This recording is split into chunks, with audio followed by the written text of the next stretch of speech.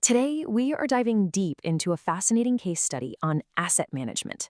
We're going to look at how a massive piece of public infrastructure, a whole national stadium, can go from being this celebrated landmark to a dangerous ruin, and then how it can be brought back from the brink. So, let's get into it. This is the big question, right? It's really the core of our entire analysis today. I mean, think about it. How does an asset built for national pride, a symbol of sporting achievement, end up completely shut down and unsafe just a single decade after its grand opening? Let's unpack exactly how that happened.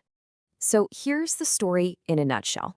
It opens with this huge celebration in 2018 for the Africa Cup of Nations. It was a massive deal. Fast forward 10 years to 2018, and it's a public hazard, totally closed down. And now, in 2025, it's reborn. This timeline? Well, it sets the stage for everything we're about to investigate. All right, let's start by introducing our subject. For this whole analysis, I want you to think of the Essipong Sports Stadium like a patient. We're going to diagnose exactly what went wrong so we can understand how it was eventually made healthy again. Now, what's really important to grasp here is the scale of this thing. This isn't just some local field. We're talking about a 20,000-seat stadium in Sekondi-Takoradi, a major coastal city.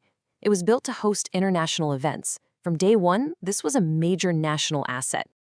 Okay, so we've met our patient. Now it's time for the diagnosis. We're going to dig into what exactly went wrong and why this incredible symbol of national ambition had to be shut down.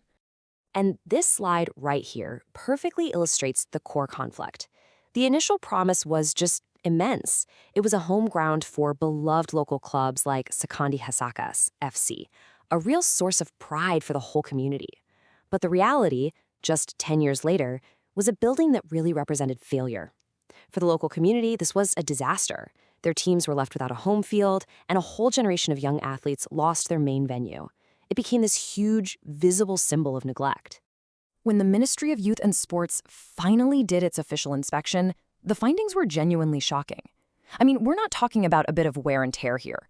The report detailed a roof that was completely shot, electrical systems that were an active fire hazard, and serious deterioration in the stadium's actual structure.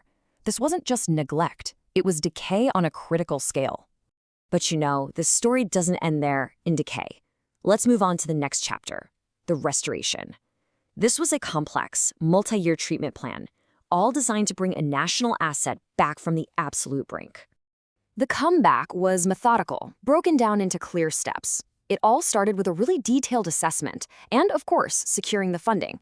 Phase 1 tackled the most urgent dangers, the roof and the structural integrity. Then Phase 2 was all about bringing the facility into the modern era, with new seats, new lighting, and better amenities. And it all culminated in its grand reopening for a major national sporting event. Okay, this is a really, really key technical insight. The original roof probably failed because, well, standard steel corrodes super fast in that humid, salty coastal air. So the solution wasn't just to put on a new roof, but to put on a smarter one, using materials like galvanized steel or special alloys with polymer coatings, things designed specifically to resist that kind of environmental corrosion. This just highlights a crucial lesson. Your initial choice of materials, tailored to the local climate, is a massive factor in long-term survival. And the upgrades went way beyond just structural fixes. The installation of a brand new modern scoreboard and a state-of-the-art lighting system, these weren't just cosmetic touches. They were about making Essipong a viable, top-tier venue again, and about dramatically improving the experience for both the athletes and the fans. This brings us right to the heart of our case study, the lessons learned. For anyone who's involved in managing public facilities, this is such a powerful example of the difference between proactive and reactive stewardship. This table just lays it all out, crystal clear.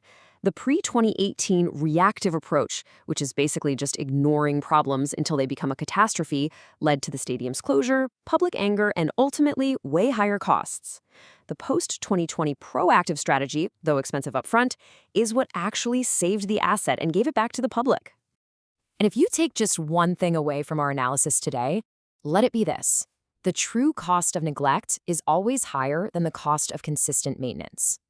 That single sentence perfectly sums up the entire financial and operational lesson of Essipong Stadium. So, with these lessons fresh in our minds, let's switch gears a bit. Let's reframe our findings as a direct policy briefing. If we were advising the Minister of Sports on how to make sure this never, ever happens again, what would we say? Here are 5 concrete recommendations, drawn directly from this case study. You've got to mandate dedicated life cycle budgets. What this means is that from day one, every new piece of infrastructure has to have a protected, ring-fenced budget just for ongoing maintenance. It's not just about the cost to build it. It's about planning for the entire life of the asset and making sure upkeep isn't the first thing that gets cut in the next budget cycle. Second, implement independent audits. You simply can't manage what you don't measure. By requiring regular inspections from independent third-party experts, you get rid of any internal bias, and you get an objective, honest assessment of a facility's health. This is how you catch problems early, before they spiral into the kind of catastrophic failures we saw at Essipong. Third, develop a central asset database. Instead of managing each venue in its own little silo, a centralized digital system would let officials track the health of all national facilities at a glance. You could monitor maintenance schedules, compare costs, and allocate resources strategically. You'd move from being reactive to having a data-driven, predictive model of upkeep. Fourth, we need to standardize climate-appropriate materials. This goes right back to that rusty roof we talked about. Policy should mandate that all public construction uses materials specifically suited for the local environment. A stadium on a humid coast has totally different needs than a building in a dry inland region. Getting this right from the very start prevents these kinds of costly failures down the road. And finally, number 5, foster public-private partnerships. Just relying on the public purse for upkeep is a pretty fragile model. By actively creating partnerships with the private sector for things like naming rights, event management, concessions, you can create a sustainable, independent revenue stream that can be dedicated solely to keeping the facility world-class. So yes, Essipong Stadium was pulled back from the brink.